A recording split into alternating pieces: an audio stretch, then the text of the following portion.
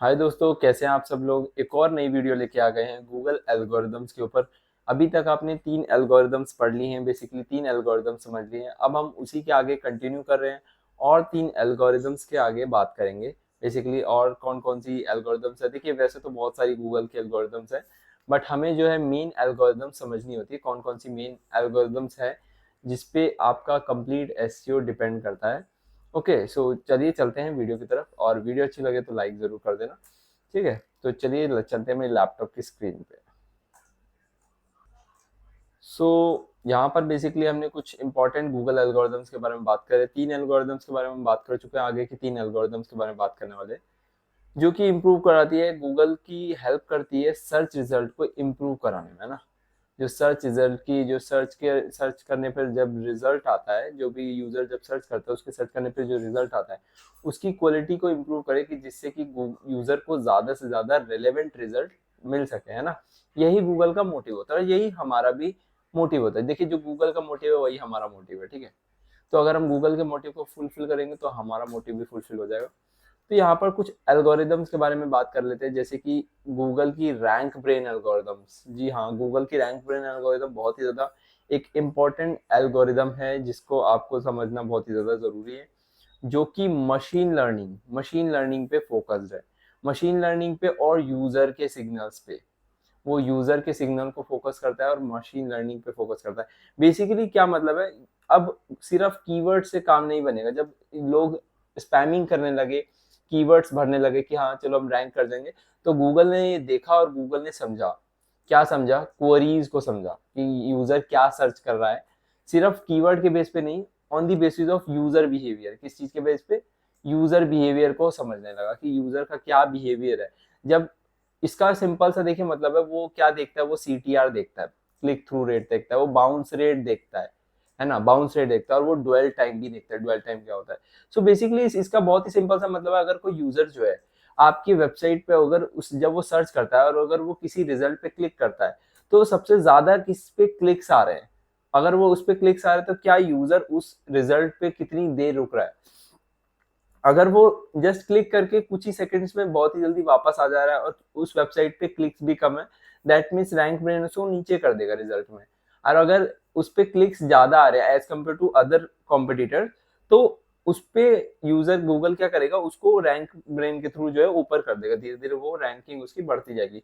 तो ये गूगल की रैंक ब्रेन एल्गोरिथम है, जिसमें गूगल देखता है सीटीआर कि कितना क्लिक थ्रू रेट आ रहा है, बेसिकली कितने लोग इंप्रेशन कर रहे हैं, बेसिकली कितने लोग को वेबसाइट दिख रही है, उसमें से कितने लोग क्लिक कर रहे हैं। दैट इज कॉल्ड, बेसिकली इसका जो परसेंटेज होता है वो सीटीआर होता है।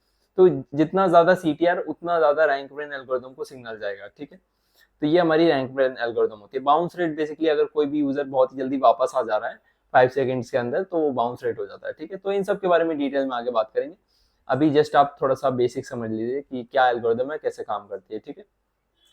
इसके बाद जो नेक्स्ट एल्गोरिथम है वो है हमारी बर्ट एल्गोरिथम। गूगल की बर्ट एल्गोरिथम, जो कि 2019 में लॉन्च हुई थी, जो कि एक एनएलपी लैंग्वेज है, बेसिकली नेचुरल लैंग्वेज प्रोसेसिंग है। बेसिकली इसका सिंपल सा मतलब है कि वो कीवर्ड पे बिल्कुल भी फोकस नहीं है, कि सिर्फ कीवर्ड जिसने डाल दिया वो रैंक कर जाएगा उस कीवर्ड पे, ऐसा कुछ भी नहीं है।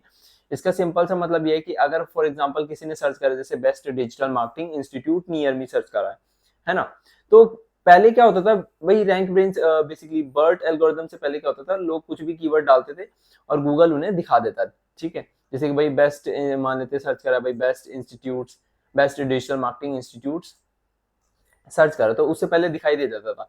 अब क्या होता है, अब गूगल जो है, गूगल ने बर्ट एल्गोरिथम लॉन्च करी, तो बर्ट एल्गोरिथम क्या करेगी, वो समझेगी कि अच्छा best digital marketing institute near मी, इसका मतलब यूजर जो है उसके एरिया में आसपास ऐसे इंस्टीट्यूट फाइंड करना चाहता है जहां पर डिजिटल मार्केटिंग सिखाई जाती है ना। तो अगर आप मान लेते यूएसए में भी रहते होगे, और अगर आप बर्ट एल्गोरिथम से पहले क्या होता था, अगर आपने यूएसए में भी रहते हो, वहां से लिख दिया आपने भाई best digital marketing institute near मी, ठीक है, अपनी वेबसाइट के अंदर, तो आपकी वेबसाइट भी रैंक कर देगी। बट अब ऐसा नहीं होता।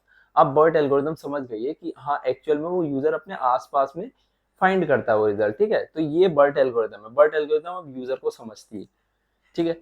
तो ये बहुत ही ज्यादा इंपॉर्टेंट एल्गोरिथम है ना, तो इसको आपको समझ लेना है, ठीक है। जो इसके बाद जो एल्गोरिथम है वो हमारी है गूगल की helpful content update. Helpful content update क्या करती है, बेसिकली वो कहती है पीपल फर्स्ट, पीपल, यूजर को पहले फोकस करो, यूजर बहुत ही इंपॉर्टेंट है।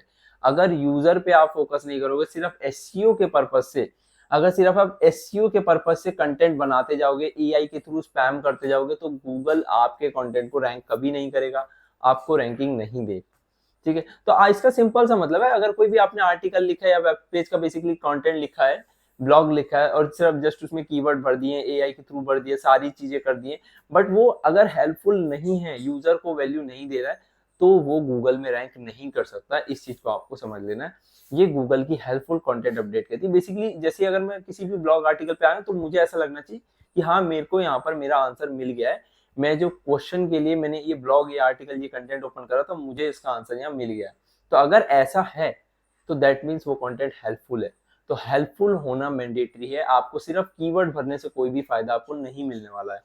ओके, सो ये सारी कुछ 3 और ज्यादा एल्गोरिदम थी जो कि बहुत ही ज्यादा इंपॉर्टेंट एल्गोरिदम्स है गूगल की।